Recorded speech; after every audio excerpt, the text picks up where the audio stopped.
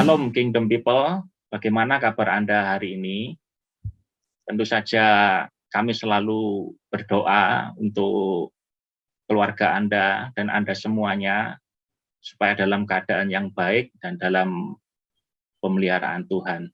Hari ini masih bersama dengan saya, Roy Setiawan, di dalam acara podcast GPI Rock Surabaya.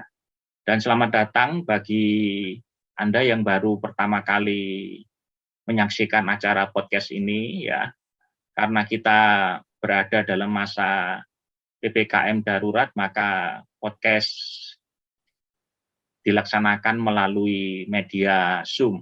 Tapi saya percaya hal ini tidak mengurangi esensi pembicaraan kita, dan hari ini kita akan bicara tentang mental war during COVID-19. Bagaimana kita bisa menjaga kesehatan mental kita berperang dengan COVID hari-hari ini yang semakin banyak, dan kita bisa tetap survive di dalam menjalani kehidupan kita sehari-hari.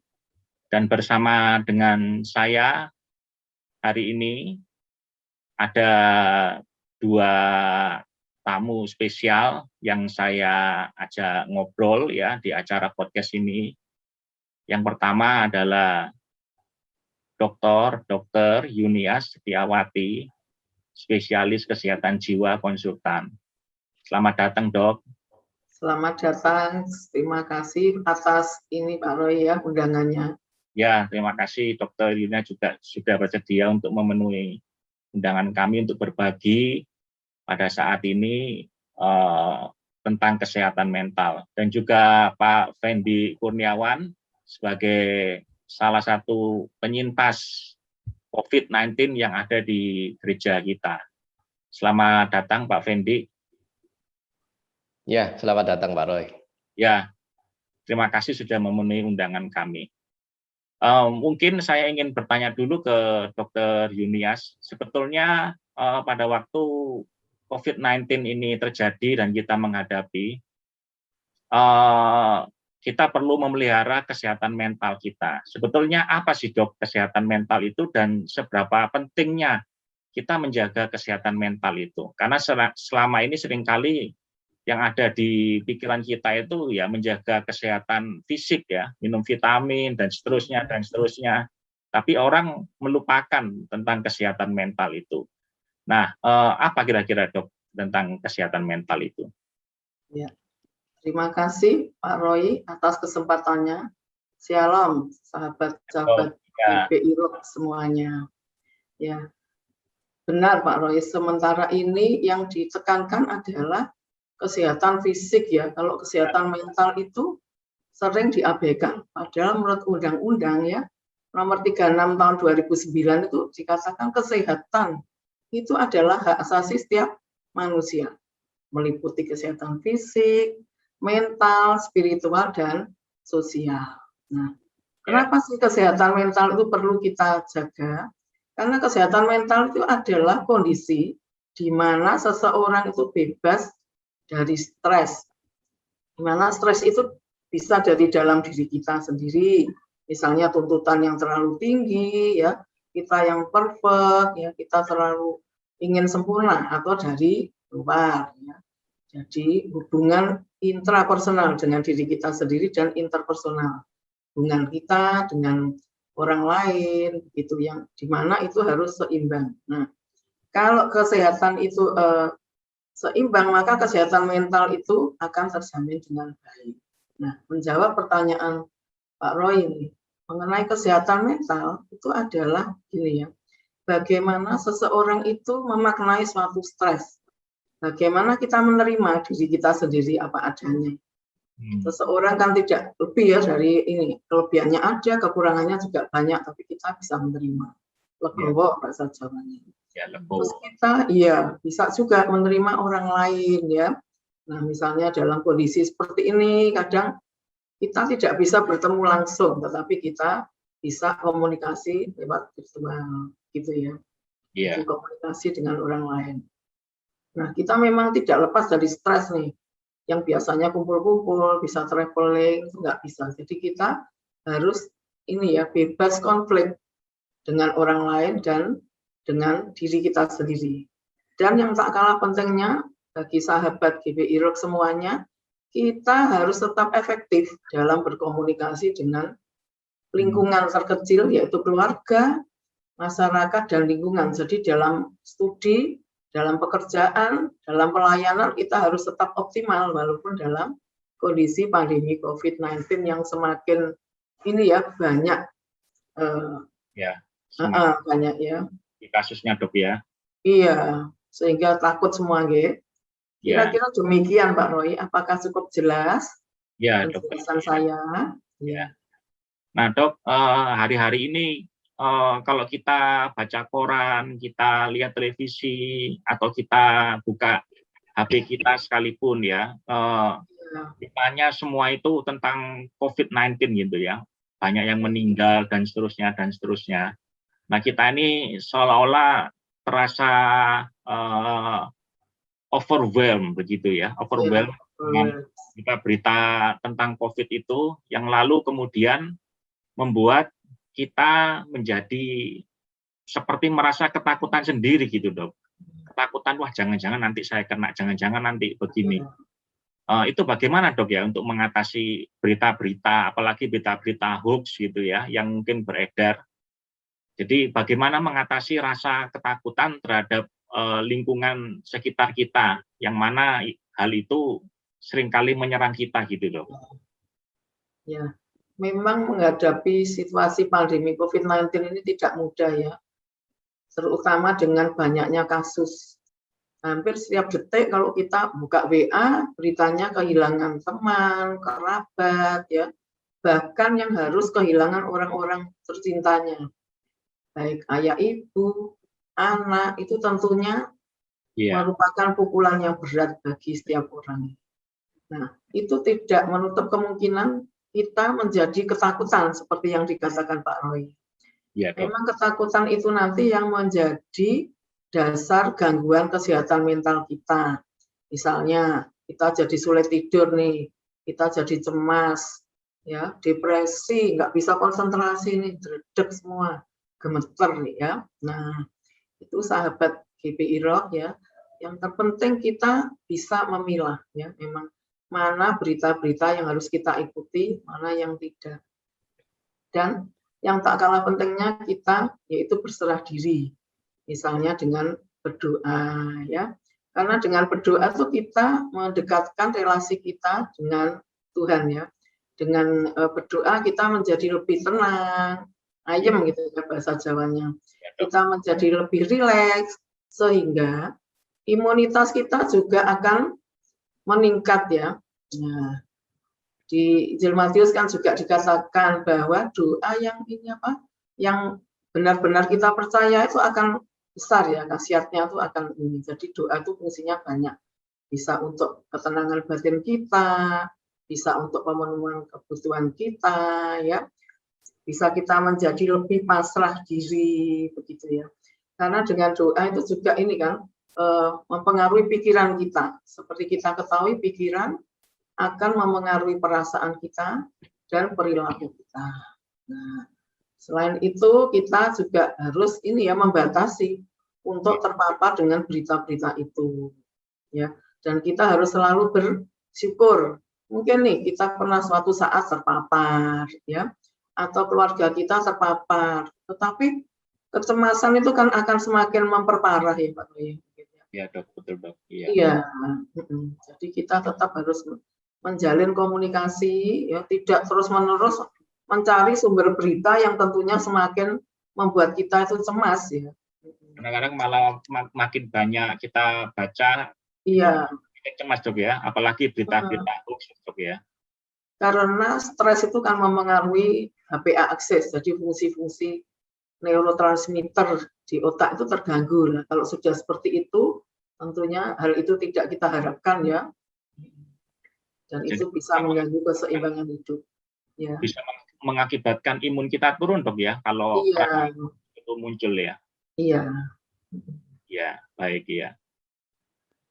Saya ingin ke Pak Fendi dulu nih. Pak Fendi adalah salah satu penyintas COVID-19 yang ada di gereja kita. Mungkin Pak Fendi bisa bercerita ya, bagaimana dulu awalnya bisa terkena COVID-19, Pak Fendi.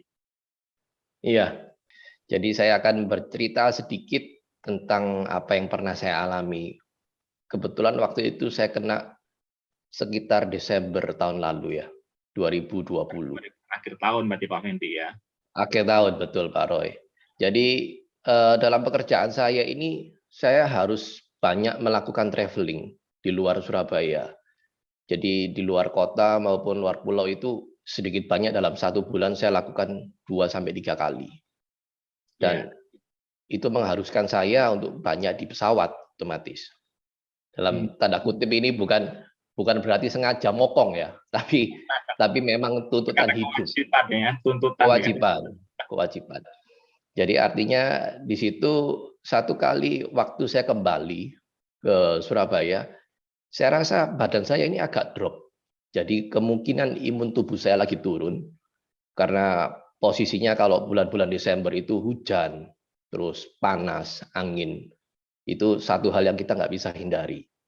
Iya. Dan pada waktu saya kembali pulang naik pesawat, sekedar info tentang keseharian saya. Saya ini orang yang benar-benar jaga protokol. Jadi artinya masker, itu hand sanitizer itu dimanapun saya berada, saya selalu taruh di meja. Iya, saya taruh di meja. Setiap 15 menit, 20 menit saya selalu semprot-semprot. Karena kalau tanpa kita sadari pun, seringkali kita ini sering pegang area wajah. Jadi iya, tanpa kita sengaja. Nah, jadi untuk menghindari hal-hal seperti itu, saya selalu pastikan bahwa tangan saya ini bersih. Nah, tapi kenyataannya waktu saya kembali ke Surabaya, imun saya kerasa kayaknya agak drop ini. Di situ saya mulai kerasa nggak enak. Sampai saya landed di Surabaya, saya langsung tidur. Sekitar 3-4 hari, sebenarnya kalau bicara COVID, waktu itu keadaannya, simptomnya, gejalanya nggak sama, Pak Roy. Karena saya nggak ada yang namanya panas tinggi. Ya, saya nggak ada batuk, saya nggak ada pilek, saya nggak ada sakit tenggorokan, penciuman saya baik, saya bisa merasakan semua makanan dengan bagus. Jadi artinya nggak ada hal-hal yang timbul di dalam simptom-simptom yang kita sering kali dengar dari berita. Iya. Lebih kurang seperti itu. Iya. Terus gimana Pak Roy? Iya, terus gimana akhirnya bisa ini Pak Fendi, bisa ketemu kalau ternyata itu kena COVID, padahal simptomnya nggak keluar gitu ya. Jadi begini, sekitar 2-3 bulan sebelum bulan Desember itu banyak sekali kerabat dan teman-teman saya ini yang langsung bersinggungan langsung dengan saya ini kena COVID. Dan salah satu gejala yang sama dengan saya rasakan itu adalah bagian tubuh kita ini sakit sekali. Sakit semua ya. Sakit semua tanpa sebab. Jadi kalau dibilang flu tulang mungkin seperti flu tulang. Iya. Jadi kalau sebenarnya sakit itu kalau dipijat kan semakin lebih baik, lebih enak seharusnya ya. Iya. Tapi kenyataannya yang saya rasain kalau dipijat malah lebih sakit. Gitu. Iya. Dan semakin lama bukan hanya itu yang saya rasakan. Saya rasakan nafsu makan saya mulai hilang. Gitu. Jadi saya susah sekali untuk makan. Nah, saya bingung ini penyakit apa. Gitu kan. Istri saya ngomong, kamu enggak mungkin kena COVID karena artinya sebelum saya naik pesawat itu kan kita selalu di swab antigen. Iya, betul. Ya, itu hasilnya negatif, Pak Roy. Negatif ya. Iya. Negatif. Jadi selama simptom ini juga nggak ada yang masuk gitu kan. Tapi saya curiga ini penyakit saya COVID. Akhirnya setelah 4 hari dari apa yang saya rasakan itu, saya ke salah satu hospital di Surabaya untuk saya lakukan antigen. Dan memang hasilnya positif. Ya, Nah, ketika Pak Fendi dinyatakan positif, kira-kira bagaimana pikiran Pak Fendi dengan perasaannya? Apakah muncul perasaan takut atau khawatir atau seperti apa kira-kira Pak, waktu dinyatakan COVID dan menerima hasil tes itu? Jadi gini Pak Roy, kita kan manusia yang normal ya. Jadi artinya waktu saya terima kabar itu, meskipun memang awalnya saya suspek bahwa saya memang kemungkinan besar saya ini pasti terkena COVID gitu kan. Tapi waktu kita benar-benar tahu kenyataannya bahwa itu benar-benar terjadi dalam hidupnya kita, satu perasaan saya shock sekali, pasti shock. Benar-benar saya ngerasa, waduh, ini yang harus saya lakukan seperti apa, kan gitu kan. Satu shock, kedua bingung, ketiga yang pasti sadar nggak sadar, kalau sesuatu yang nggak baik terjadi dalam hidupnya kita ini sebenarnya stres. Itu pasti. Jadi waktu itu yang saya lakuin, nggak ada yang lain, saya cuma tanya sama petugas yang memberikan hasil ke saya cuma tanya, terus saya harus apa? Saya harus ngapain nih? Gitu kan, karena kita nggak ngerti, kita orang awam. Kan begitu artinya. Iya. Nanti saya ke Dr. Yunias. Dok, ini kalau seandainya terjadi pada diri kita, ya memang kita nggak minta ya. Misalkan tiba-tiba terjadi pada diri kita dan kita tiba-tiba terkena COVID seperti Pak Fendi itu, padahal protokol semua kita sudah melakukan ya. Kemudian kita kena COVID, lalu mental kita ini menjadi down. Apa sebetulnya Dok yang bisa kita lakukan Dok untuk menghadapi situasi yang seperti itu, Dr. Yunias? Ya, menarik sekali ya yang diutarakan Pak Fendi ya. Memang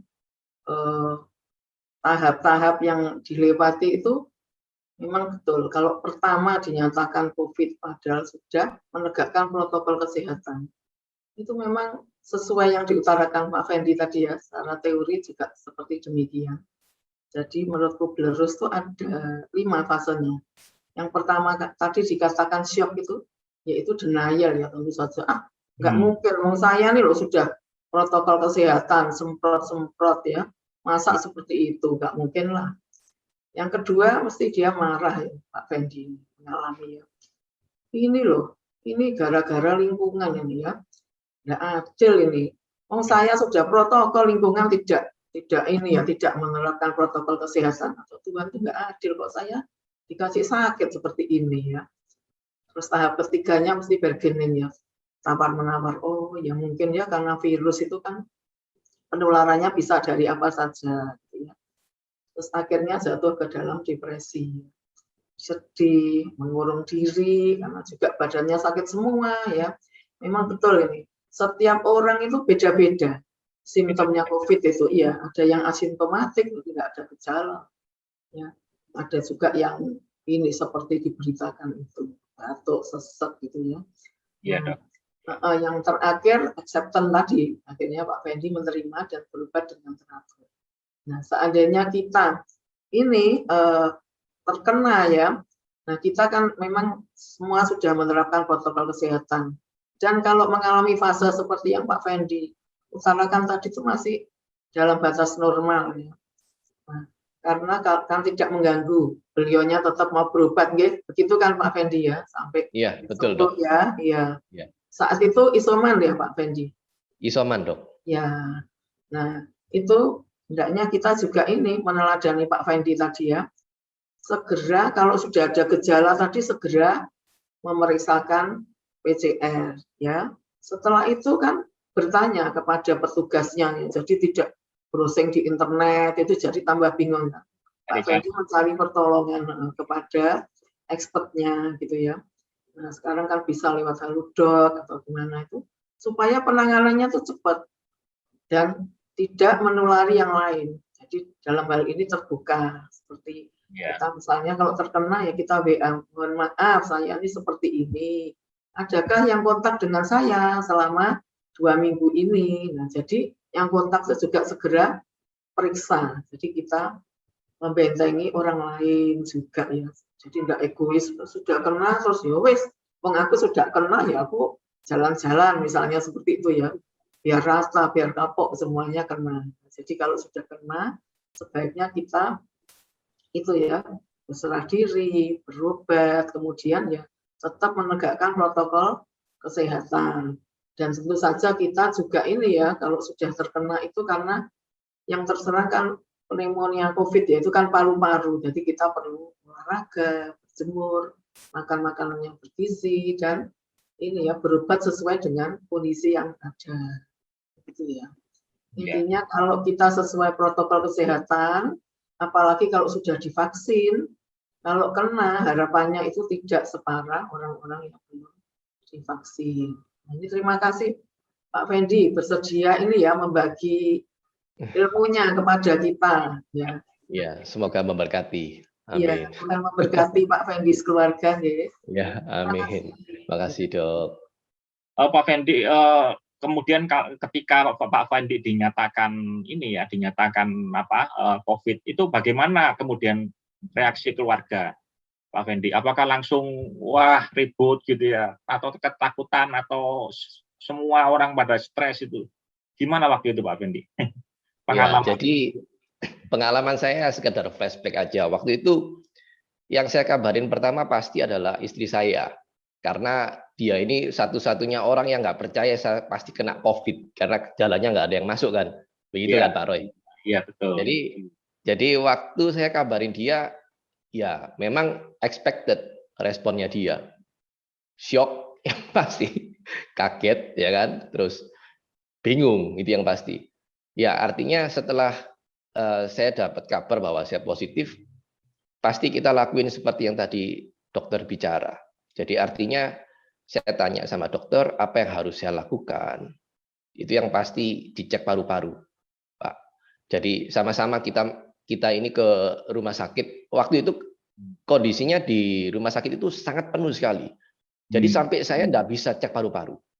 Iya. Jadi saya harus pergi ke rumah sakit yang lain untuk saya cek di sana. Dan langsung karena yang terdekat kontak dengan saya adalah istri saya, otomatis sama-sama PCR. Itu yang dilakukan Pak Roy. Jadi posisinya waktu itu memang saya tidak mau kasih tahu banyak orang. Karena sekali lagi, begitu kita tahu apa yang kita alami ini, nggak semua orang perlu kita kasih tahu. Karena artinya respon orang itu bisa membangun atau malah meruntuhkan kita. Jadi benar-benar saya sortir, saya filter siapa yang saya mau kasih tahu, Pak. Posisinya begitu, Pak Roy. Iya. Nah ini saya kembali ke Dokter Yunias. Dok, bagaimana dok kalau orang terdekat kita itu tiba-tiba terkena COVID ya, apalagi mungkin ya, mohon maaf ini mungkin kemudian akhirnya tidak terselamatkan gitu, meninggal dunia begitu misalkan. Kan sekarang kan kita melihat ya, seringkali di lingkaran kita, circle kita ini terkaget-kaget gitu ya. Saya juga beberapa waktu belakangannya juga terkaget-kaget, loh itu meninggal karena COVID gitu ya. Nah kalau ada orang dekat kita yang terkena COVID ya, dan kemudian mereka meninggal dunia, lalu mereka tidak bisa menerima keadaan itu ya, kira-kira apa yang harus mereka lakukan, Dok? Ya, baik sekali pertanyaannya Pak Roy ya, dan juga tadi pengalaman sharing dengan Pak Fendi memang mengalami konflik kan saat itu kalau terkena sendiri. Kalau ngomong saya ini di stigma ya, bahkan banyak pasien-pasien di klinik, dok saya ini sudah pernah kena, takut terkena lagi, dan juga di stigma kan kalau ada keluarganya yang kena, keluarganya COVID, jangan deket-deket loh nanti ketularan kan gitu ya. Dianggap ya pembawa. Jadi itu memang pukulan yang berat. Kehilangan tiba-tiba tanpa ada pesan ya, tiba-tiba terus meninggal dan kita tidak bisa kan mendampingi pemakamannya. Nah, sesuai dengan teori yang saya jelaskan memang tergantung ini ya derajatnya tadi. Kalau sudah derajat depresi mungkin bisa menerima nasihat orang lain. Tapi kalau tahap denial memang masih sukar ya, karena kan nggak mungkin baru ketemu yang kita baca aja loh di WA, nggak mungkin kemarin itu loh baru ngobrol dengan saya kok sekarang meninggal. Iya. Nah, dengan pukulan yang berat itu kita memang mengalami fase seperti itu tadi ya, paling nggak selama 6 bulan mesti bereavement atau berduka cita, berkabung gitu ya. Nah, kita harus tetap mendekatkan diri pada Tuhan, tetap bersyukur begitu ya, dan kita melakukan relaksasi untuk meredakan ketegangan karena memang sangat berat kehilangan orang yang dicintai begitu ya. Karena apa? Karena pikiran itu mempengaruhi perasaan dan perilaku.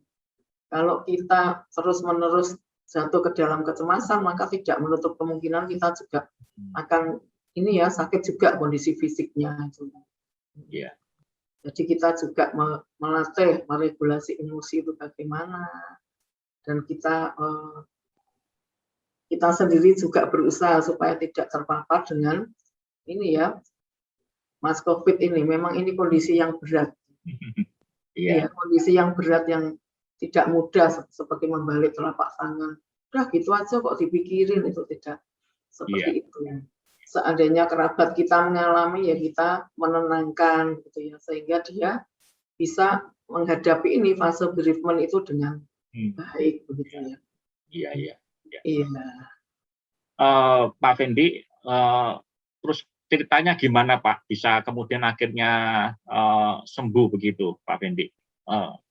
Isoman itu kira-kira selama Pak Fendi isoman, apakah di rumah atau di rumah sakit atau di tempat khusus atau bagaimana Pak Fendi? Bisakah diceritakan pengalamannya pada waktu itu? Iya Pak Roy, saya flashback kembali ke masa itu ya.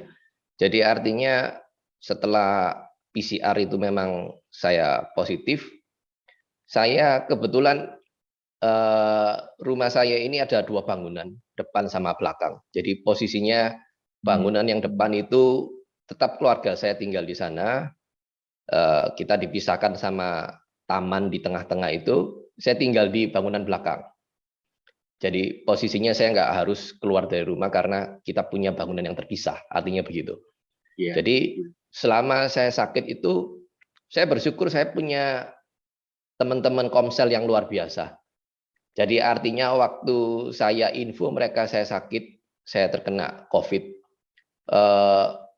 gembala saya kirimin saya oximeter, oksigen, ya beberapa hal yang dibutuhkan untuk support selama kita isolasi mandiri ya, artinya begitu. Iya. Jadi waktu itu memang yang paling penting, benar sekali dokter tadi bicara bahwa pikiran itu menentukan sekali apa yang nantinya kita akan lakukan. Iya, perasaan kita juga. Jadi waktu itu yang saya lakukan satu, saya benar-benar berusaha tenang. Apapun keadaan kita, apapun kondisi kita, saya belajar percaya bahwa Tuhan ini mengizinkan. Dan artinya kalau Tuhan mengizinkan, Tuhan ini kontrol penuh hidup kita. Jadi kita tetap percaya bahwa nggak ada satu apapun yang terjadi dalam hidup kita itu ujungnya buruk. Tapi saya percaya ujungnya pasti baik.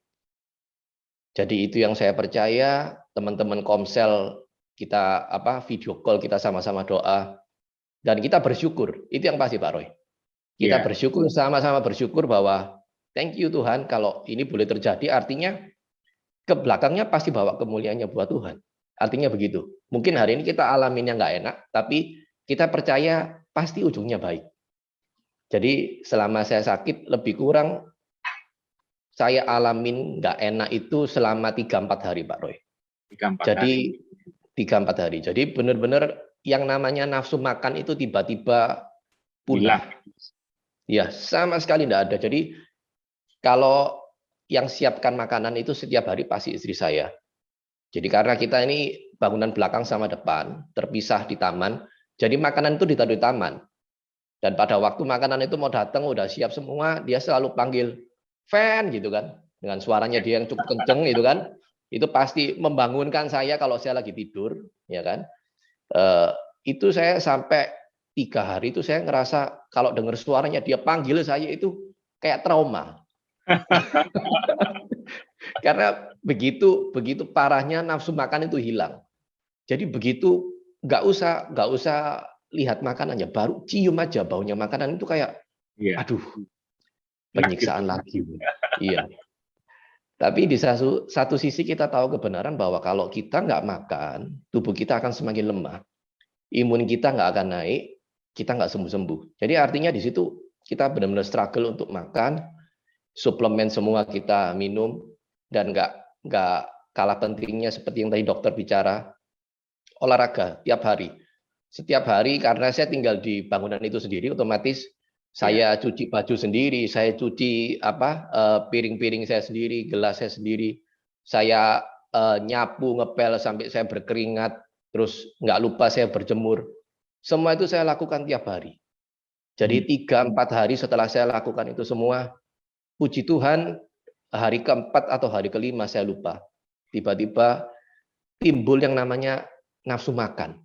Kayak dipikir, mulai muncul. Jadi di pikiran itu seperti ada, aku kok pengen makan ini ya.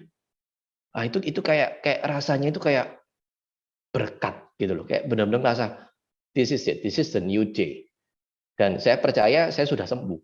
Artinya setelah nafsu makan itu muncul, memang berangsur-angsur kehidupan saya jadi jauh lebih baik. Iya, kondisi saya jauh lebih enak. Dan akhirnya setelah sekitar lebih kurang 10 hari, saya dinyatakan negatif. Itu Pak Roy. Ya, jadi buat teman-teman semua yang belum berkomsel ya, saya mengajak untuk bisa berkomsel ya, karena lewat komsel ini kita bisa saling mendukung, saling mendoakan, dan saling menguatkan satu sama lain. Dan yang terakhir, mungkin saya ke Dr. Yunias, kira-kira pesan apa dok yang mau disampaikan ke kita semua ya, untuk menghadapi keadaan COVID akhir-akhir ini yang sangat tinggi sekali ya angkanya itu. Apa dok kira-kira yang perlu mau dipesankan kepada kita semuanya? Ya, memang menghadapi pandemi ya, tidak hanya diri kita saja, tapi di seluruh dunia juga mengalami hal yang sama. Ya, tapi yang perlu kita garis bawahi bahwa di balik banyaknya musibah, artinya pasti ada jalan keluarnya. Dan tidak ada sesuatu yang terjadi secara kebetulan ya. Kita memaknai pandemi ini dengan positif, di mana dengan pandemi ini secara tidak kita sadari kita jadi lebih banyak waktu di rumah. Kita memperbanyak waktu berkomunikasi dengan keluarga dan mendekatkan diri kepada Tuhan. Nah, pesan saya sebaiknya tetap menjalankan protokol kesehatan untuk menghadapi pandemi COVID yang masih berlangsung.